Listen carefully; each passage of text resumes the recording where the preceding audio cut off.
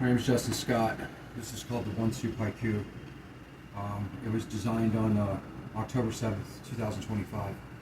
I recently just got out of prison. Been out 18 days. Today's February the 18th, 2026. I got out on February 1st, 2026. This is something that I designed in prison without knowing what a haiku was, or at that time what it was.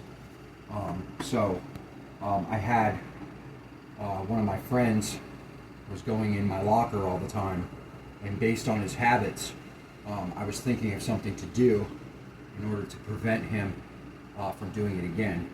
And so him being predictable and habitual with going in my locker and taking my financial measure, they call it locker shopping in prison.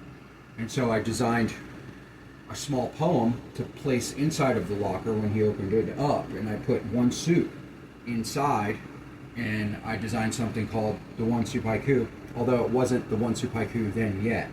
When I wrote it, then I actually came up with the name. And so this is the actual haiku. Like I said, it's not necessarily a haiku. I found out later that it's a 5-7-5 formation, and that it's got 17 syllables. That's the strange part about the situation. Now, regular haikus don't rhyme necessarily. This one does. And so I started out, it says, all I need is one soup. I'm going to read it straight through. All I need is one soup with Chef Wu, locker shopping, one soup, punchline, haiku. And so this haiku does rhyme. And it's actually an interactive haiku because I used it to kind of teach my friend a lesson in a way. And so this right here is the actual original piece of paper that I wrote it on. It actually pulls off like this. And so I stuck this inside the locker, so when he opened it up to look inside, he ended up reading it out loud. And the strange part about the situation is, like I said, I didn't know what a haiku was. And he's like, when he read it, he's like, that's not a haiku. And I was like, I don't even know what a haiku was or is. I was like, count it again, make sure that it's not, because I believe it is. And so he counted up the syllables, and the syllables equal 17 syllables. It is not a 5-7-5, but it does rhyme. Okay, and so I'm going to explain this with a chart. I call it the biggest, smallest lesson of free will that's destined.